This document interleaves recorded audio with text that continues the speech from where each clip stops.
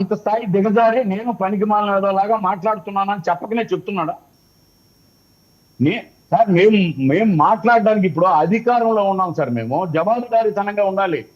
ప్రతిపక్షంలో నీకంటే 100 రెట్లు మాట్లాడినా నేను. జవాబుదారీతనంలో నేను ఒక బాధ్యత విషయం నేను ఐ డూ తీసుకోవాలి, అగ్రి బాధ్యత అండి. తీసుకోవాలి నాగేంద్ర గారు, ఐ డూ సార్. అగ్రి. జవాబుదారీతనంలో ఏంటంటే జనాలకు దగ్గరగా ఉండటం కూడా జవాబుదారీతనంలో భాగమే. చెప్పండి మీ ఎమ్మెల్యేలకు కొంచెం. నేను ఈయన దగ్గరికి సురేంద్ర నాయుడు గారి దగ్గరికి వస్తే ఒక డిఫరెంట్ సబ్జెక్ట్ సురేంద్ర నాయుడు గారితో మాట్లాడాలి. కోర్స్ మీరు కూడా తిరుపతి పరిసర ప్రాంతాల వాళ్ళే కాబట్టి మీకు కూడా కొంత అవగాహన ఉండాలి. ఈయన కూడా నెల్లూరు జిల్లాయే కాబట్టి. సురేంద్ర నాయుడు గారు తిరుమల అంతరాలయం బయట, అంటే గర్భగుడి బయట వెనక్కి తిరిగి ప్రదక్షిణం చేసుకొని వస్తే విమాన వెంకటేశ్వర స్వామి కనిపిస్తాడు మీకు పైన తెల్లగా ఆ వెండి కవచంతో. అక్కడ వచ్చి భక్తులు గర్భగుడిలో స్వామిని దర్శించుకున్న తర్వాత అక్కడికి వచ్చి ఆ అవతల పక్కన మెట్లెక్కి ఆయన చూసుకొని దండం పెట్టుకొని వెళ్తారు. ఒకవేళ లోపల అంతరాలయ దర్శనం జరగనప్పుడు అక్కడ చూసుకొని చేసుకున్న ఈక్వల్ అనే ఒక నమ్మకంతో. దాని పక్కనే ఒక మంటపం ఉంటుంది, అంటే మంటపం కాదు, అరుగులు ఉంటాయి. అరుగుల మీద వేద పండితులు కూర్చొని వాళ్ళు ఏదో వేద పఠనం చేసుకుంటారు. యజుర్వేదమో, ఋగ్వేదమో, సామవేదమో, అధర్వణ వేదమో, వాళ్ళకేదో నిర్ణీత సమయంలో ఆ టైంకి ఆ శాఖకు చెందిన పండితుడు వచ్చి చేసుకుంటాడు. ఆయన చేసుకుంటుంటే మీ జేఈఓ వెంకయ్య చౌదరి గారు వచ్చి ఏంటి అర్థం పర్థం లేని మంత్రాలు ఎవరికి అర్థం అవుతాయి, ఓం నమో వెంకటేశాయ అని అనేస్తే అయిపోతుంది కదా, మైకులో ఈ గోలైంది అన్నట్ట. ఆయన ఉద్యోగం ఏంటి, వెంకయ్య చౌదరి గారి ఉద్యోగం ఏంటి, ఆయన చేసింది ఏంటి? ఆ వేద పండితులు ఇవాళ కంప్లైంట్ చేస్తున్నారు రాష్ట్ర దేవాదాయ శాఖ మంత్రికి, ఆయన నోటీసుకి తీసుకెళ్తున్నారు. ఆయన ఉద్యోగం ఏంటి, జేఈఓ గారి ఉద్యోగం ఏంటి? ముందర ఆయనకున్న ఇతర మతాలకు సంబంధించిన అనుబంధాల గురించి జనం లేవనెత్తారనుకోండి, ధర్మారెడ్డి 2 అంటున్నారు ఆయన్ని. రివ్యూ చేసుకోండి. మీరు అసలు బ్రహ్మాండమైన పారదర్శకంగా మేము తిరుమలని నడిపిస్తున్నాం అంటున్నారు కదా, ఎందుకు వేద పండితులను అవమానించాల్సిన అవసరం ఆయనకి ఏమొచ్చింది? దానికన్నా ముందు ఇందాక శేఖర్ రెడ్డి మాట్లాడుతూ నో శేఖర్ రెడ్డి మాట్లాడదాం. దీనికి సంగతి చెప్పండి. శేఖర్ రెడ్డి మరి మీరే మాట్లాడతారు. 10 నిమిషాలు ఆయన ఆరోపణ చేసింది కూడా నేను చేయాలి కదా. ఆయన ఆరోపణ చేశాడు కదా. ఇప్పుడు 14 నుండి 19 వరకు సాక్షి పేపర్, ఈనాడు పేపరు, ఆంధ్రజ్యోతిలో 20 లక్షల కోట్లని డబ్బా కొట్టారు, ఏమొచ్చినా ఆయన చెప్పాడు కదా. దానికి నేను సమాధానం చెప్పాలి కదా. సాక్షి పేపర్ కాదు కదా మాది సాక్షి పేపర్ కాదు కదా సార్. మీకు పేపర్లు లేవు కదండి. 2014 చెప్పండి. మీకేమీ అనుబంధ పేపర్ చెప్పండి సార్. ఒక సెకండ్ సార్. 2014 నుండి 2019 వరకు ఈ రాష్ట్రానికి తీసుకొచ్చినటువంటి పరిశ్రమలు 200 చెప్పగలుగుతా నేను. తిరుపతిలోనే, ఒకే తిరుపతి జిల్లాలో 200 పరిశ్రమల పేర్లు నేను చెప్పగలుగుతా. 2019 నుండి 2024 వరకు ఎన్ని పరిశ్రమలు తీసుకొచ్చారో శేఖర్ రెడ్డి చెప్పగలుగుతాడా? డెఫినెట్ గా అది వేరే డిబేట్ పెట్టుకుందాం. అది వేరే డిబేట్. అచ్చంగా పరిశ్రమల మీద డిబేట్ పెట్టుకుందాం. మీ మాదిరి తెల్లారితో లేచి పొద్దుపోతే సాక్షిలో పనికి మాలందరినీ కూర్చొని పెట్టుకొని మహిళలను కించపరచడం, రాజధాని కించపరచడం, రాష్ట్రాన్ని కించపరచడం, రాష్ట్రానికి వచ్చే పెట్టుబడిదారుని తరిమేయడం, ఈ పనికి మాలిన పనులు తప్ప మీ సాక్షి పేపర్లో చేసేది, సాక్షి న్యూస్ లో చేసేది మిగతా ఎవడో ఏమైనా ఉందా? పనికి వచ్చే పని ఏమైనా ఒకటైనా చేస్తారా? ఇంకా ఊడిగివా అని చెప్తున్నారు. అవునండి, మేము ఊడిగినే చేస్తామండి. కూటమి ప్రభుత్వం ప్రజలకు ఊడిగం చేసేదానికే ఉంది.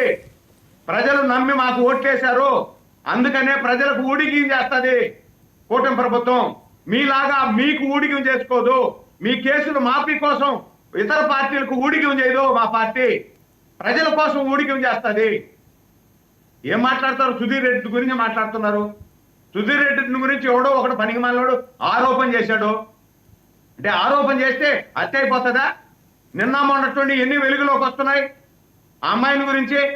నేను కూడా మనం మాట్లాడానండి, ఏదన్నా ఉంటే అధిష్టానం చూస్తుందని. దాని తర్వాత నేను టోటల్ డేటా నా దగ్గర తీసుకొచ్చుకున్నా. వినుత ఏం చేసింది అనేది ప్రపంచానికి తెలిసిపోయింది 2 రోజుల నుండి. అంటే మీరు ఆరోపణలు చేస్తే సుధీర్ రెడ్డి దోష అవుతాడా? ఏమన్నా ఒక మాట మాట్లాడేటప్పుడు విఘ్నత ఉందా? మీలాగా మేమేమన్నా సంపేష్ డోర్ డెలివరీ చేసి మళ్ళా ప్రమోషన్లు ఇస్తామా? దాడి చేస్తే ప్రమోషన్లుగా చేస్తామా? మేము ఆ విధంగా చేయటం లేదు. ఏ పార్టీ వాడైనా సరే హత్య రాజకీయాలను ఎంకరేజ్ చేయదు మా పార్టీ. ఊరికే సుధీర్ రెడ్డి గారి మీద ఎందుకు ఆరోపణ చేస్తారు మీరు? రైట్, పోలీసులు పిలిచి మాట్లాడతారులేండి, కానీ అనుమానం ఉన్నప్పుడు పిలిచి మాట్లాడటం తప్పులేదు. అది ఎవరైనా తమిళనాడు అయినా ఆంధ్రప్రదేశ్ అయినా ఆ అంశం పక్కన పెట్టండి. నేను అడిగిన దాంట్లోకి రండి. మీరు ఒక ప్రశ్న లేవనెత్తారు. వాసుదేవన్ గారు, వెంకటేశ్వర స్వామి అంటే నాకు పర్సనల్గా భక్తిభావం, అద్భుతమైనటువంటి భక్తిభావం. ఈ రాష్ట్రంలో ఈ ఈ ఈ ఈ దేశ రాజధానిలో వెంకటేశ్వర స్వామి టెంపుల్ కట్టడం కానీ దాన్ని కూడా వ్యతిరేకించారు లాస్ట్ టైం. కానీ అన్నీ కూడా పారదర్శకంగా చేస్తూ చంద్రబాబు నాయుడు గారు ముఖ్యమంత్రి అయిన వెంటనే తిరుమల నుండి ప్రక్షాళన మొదలవుతుంది అని చెప్పడం. ఏది వేద పండితులను బయటికి పంపించడం ప్రక్షాళన అవుతుందా? ఒక సెకండ్ సార్. వేద పండితుల్ని బయటికి పంపించడం ప్రక్షాళన అవుతుందా? I have a straight question. Without authentic information నేను మీతో ఏది షేర్ చేసుకోను. మీకు తెలుసా విషయం?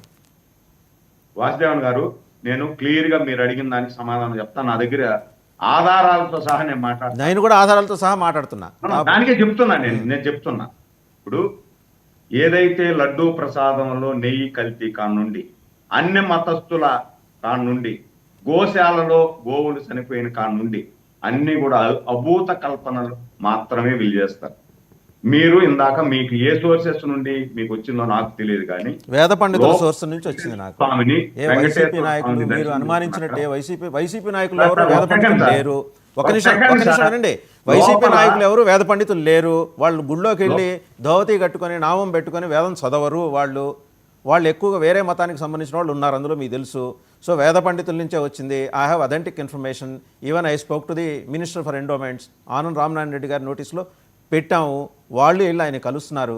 మీరు గౌరవించడం నేర్చుకోండి. ఆయన ఆఫీసర్ ఒక జేఈఓ, ఆయన ఉద్యోగం వేరే ఉంటుంది. Discharging his duties are different from వాళ్ళని వెళ్ళి టచ్ చేయటండి. ఆయనకు మంత్రం అర్థం కాకపోతే ఎవరికి అర్థం కాకూడదా?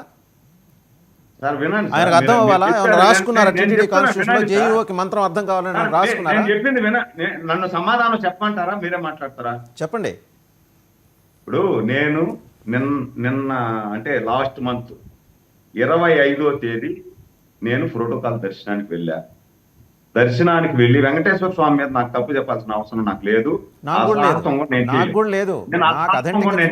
చెప్పను. నేను అదే సార్, మీరు కాదు, నేను గురించి చెప్తున్నా, నా గురించి చెప్తున్నా. నేను ఆ సాహసం కూడా చేయలేను. ఎందుకంటే నా మ్యారేజ్ అయింది అక్కడే, నా బిడ్డలు పుట్టింది అక్కడే. మేము మొట్టమొదటిసారిగా అక్కడే నా బిడ్డలకు కూడా మేము వెంట్రుకలు తీస్తాం. మా సాంప్రదాయం అది. ఆడ తప్పు ఉంటే తప్పుగా ఒప్పుకుంటా, కరెక్ట్ ఉంటే కరెక్ట్గా చూస్తా. దర్శనం చేసుకొని తిరిగి విమాన వెంకటేశ్వర స్వామిని దర్శనం చేసుకుంటారు అందరూ కూడా.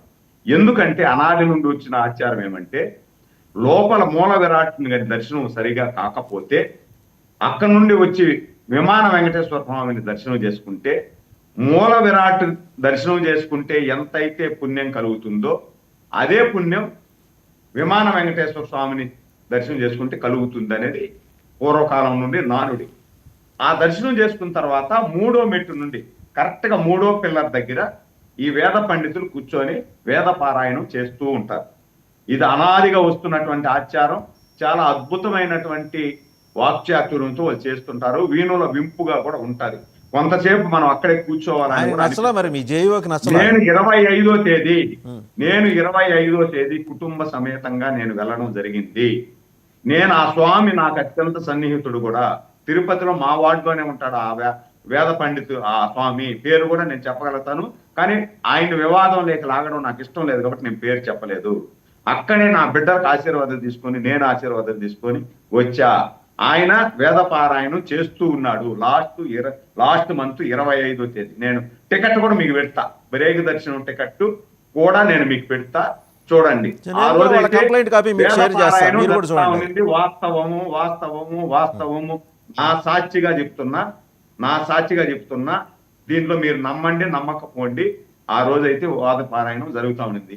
దాని తర్వాత ఏం జరిగిందో నాకు కూడా విషయం తెలియదు. దీని మీద నేను మళ్ళా ఈ మంత్లో వెళ్తాను. వెళ్ళినప్పుడు సమగ్ర సమాచారం మీకు ఇస్తా. ఒకవేళ నిజంగా అక్కడ డిప్యూటీఓ అదే విధంగా సూపరింటెండెంట్లు కూడా నాకు తెలిసిన వారు ఉన్నారు. వాళ్ళని కూడా నేను ఎంక్వైరీ చేస్తా. నిజంగా ఆ విధంగా ఉంటే ఖచ్చితంగా నేను మీతో ఏకీభవిస్తా. వెంకయ్య చౌదరి గారిని గురించి కూడా మనం అయ్యవారు వచ్చేదాకా అమావాస్య ఆగదని ఒక సామెత. మీరు వెళ్ళొచ్చేదాకా కాదు, ఈ లోపలే వేద పండితులు వెళ్తున్నారు. ఈ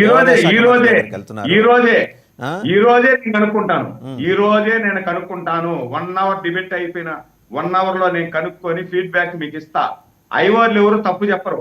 అక్కడ నిజంగా నాకు తెలిసిన అయ్యవార్ల నెంబర్లు ఉన్నాయి, నాకు అన్నీ ఉన్నాయి, కనుక్కుంటాను. నిజంగా వేద పారాయణం ఆపేస్తుంటే మహాపాపం. నేను దాన్ని ఎక్కడ కూడా అంటే ఆయన సపోర్ట్ చేయను. కన్సర్న్ ఏంటంటే అది అర్థం కాలేట ఏంది పిచ్చి మంత్రాలు పంతులు మేమున్నమో వెంకటేశ్వర అంటే అందరికి అర్థమవుతుంది కదా అన్నట్ట పాప ఆయన హృదయంలో ఉన్న ఆవేదన నేను అర్థం చేసుకోగలను కానీ నాకు తెలిసి వేద పండితులకి వాళ్ళకి వేరే ఉద్యోగాలు ఉంటాయి, వాళ్ళు అవే చేస్తారు. వెంకయ్య చౌదరి ఉద్యోగం వేద పండితుడు ఏంటి చేయడు కదా. వాసుదేవన్ గారు కొంచెం నిమ్మళంగా ఉండాలి. మీరు గుళ్ళో ఉన్నప్పుడు మీకు ధర్మారెడ్డికి తేడా ఏంటి? ధర్మారెడ్డి ఇలాగే పోలీసింగ్ చేశాడు, మీకు గుర్తుందా? వైకుంఠ ఏకాదశప్పుడు బాలింతలు పసిపిల్లలకి పాలు ఇవ్వటానికి చోటు కూడా చూపించకుండా పోలీసింగ్ చేశాడు ధర్మారెడ్డి. ఏమయ్యాడు? ఒకే ఒక ప్రశ్న, ఫైనల్ గా టైం కూడా అయిపోతుంది. ఒకే ఒక ప్రశ్న, వేద పండితుల్ని బయట ఎక్కడ అకామిడేట్ చేస్తున్నారు గుళ్ళో ఖాళీ చేయించి, అది కూడా కనుక్కొని నెక్స్ట్ మనం కలుసుకున్నప్పుడు చెప్పండి. అండ్ ఇంకోటి, ఇతర మతాలతో అనుబంధాలు ఇవన్నీ కూడా బయటకు వస్తాయి. ఎందుకంటే జనం ఊరుకోరు. ఎవరెవరి తోడల్లుళ్ళు క్రైస్తవ కళాశాలకి ప్రిన్సిపాల్గా ఉంటే వాళ్ళు కూడా వచ్చి వారి ప్రమాణ స్వీకారం ఇప్పుడు వెనకాల నుంచిన ఫోటోలు విజువల్స్ అన్నీ బయటకు వస్తున్నాయి. సో మనం ఏంటంటే ఒకళ్ళ మీద ఇలా వేలెత్తి చూపించేప్పుడు వినండి ఒకళ్ళ మీద ఇలా వేలెత్తి చూపించేప్పుడు 4 వేళ్ళు మన వంక చూస్తుంటాయి. గమనించండి. చెప్పండి మీ టీటీడీ అడ్మినిస్ట్రేషన్ గారు.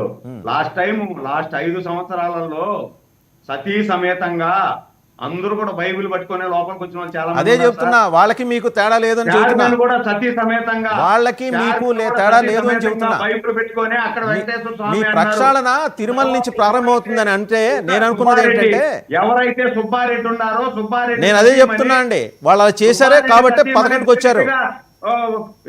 జగన్మోహన్ రెడ్డి వాళ్ళు అలా చేశారు కాబట్టి 11కి వచ్చారు. నాయుడు గారు వినండి, శాంతంగా ఉండండి. వాళ్ళు అలా చేశారు కాబట్టి 11కి వచ్చారు. వాళ్ళు అలా చేశారు కాబట్టి 11కి వచ్చారని చెబుతున్నా. రెండో అంశం నేను చెబుతున్నా. రెండో అంశం వినండి. నిజాలు చెబితే మీకు కొంచెం ఇబ్బందిగా ఉంటుంది. నేను చెప్పేది వినండి. ఒకే ఒక అంశం. ఇప్పుడు తిరుమల నుంచి ప్రక్షాళన అన్నారు, అంటే గుడి నుంచి వేద పండితులు పంపించిన ప్రక్షాళన అయితే ఎస్ మేము ప్రక్షాళన చేస్తున్నాం, వేద పండితులు అంతరాలయం పక్కన ఎక్కడ కూర్చోటానికి వీల్లేదని ఒక ఇవ్వమనండి, జీవో ఇవ్వమనండి, టీటీడీ నుంచి ఒక సర్క్యులర్ ఇవ్వమనండి. ఇప్పుడు సర్క్యులర్ ఇవ్వమనండి అంటున్నా. మీరు వెనకేసుకు రామాకండి ఆఫీసర్స్ ని, తప్పు చేస్తే తప్పని నిలదీయండి. నేను మీకు చెప్పేది తెలుగుదేశం పార్టీలో కాస్తో కూస్తో నిలదీసేది మీరే, అందుకని మీకు చెబుతున్నా. నేను క్లియర్ గా చెప్పినా, నేను ఎవరిని వెనకేసుకొని రాను, ముందేసుకొని రాను. తప్పు జరిగితే తప్పు అని ఒప్పుకుంటాను. అక్కడ జరుగుతున్నటువంటి నేను పోయి నా కళ్ళారా చూశాను కాబట్టి నేను చెప్తున్నా. మీకు 1 అవర్ లో నేను ఫీడ్బ్యాక్ ఇస్తాను. నిజంగా వేద పండితుల్ని వేద పారాయణం చేయకూడదు అని వెంకయ్య చౌదరి గారు చెప్పుంటే అది తప్పే, దాంట్లో ఎలాంటి అనుమానం లేదు. కూటమి ప్రభుత్వం వచ్చిన తర్వాత అక్కడ మార్పులు జరిగాయా లేదా మీరు చూడండి. మీరు అంతకు ముందు కూడా దర్శనానికి వచ్చి ఉంటారు. రేపు రాండి, రేపు ఈ నెల 25వ తేదీ తర్వాత రాండి, నేను తీసుకెళ్తా మిమ్మల్ని దర్శనానికి. చూద్దాం, లోపలంతా కూడా పరిశీలిద్దాం, ఏదన్నా లోపాలు ఉంటే మాట్లాడదాం. మీరు రాండి సార్, నేను ఓపెన్ గా పిలుస్తున్నాను. ఎప్పుడు వస్తారు డేట్ చెప్పండి, నేను తీసుకెళ్తాను లోపలికి. లోపలంతా కూడా శని ఆదివారాలు కాకుండా వస్తాలేండి, ఎందుకంటే శని ఆదివారాలు వస్తే మీకు ఇబ్బంది అక్కడ దర్శనానికి. ఆ 2 రోజులు కాకుండా వస్తా. ఓకే, థ్యాంక్ యూ అండి. థ్యాంక్ యూ సురేంద్ర నాయుడు గారు, నాగేంద్ర గారు అండ్ శేఖర్ రెడ్డి గారు, అందరికీ ధన్యవాదాలు. చూసాం కదా మొత్తానికి.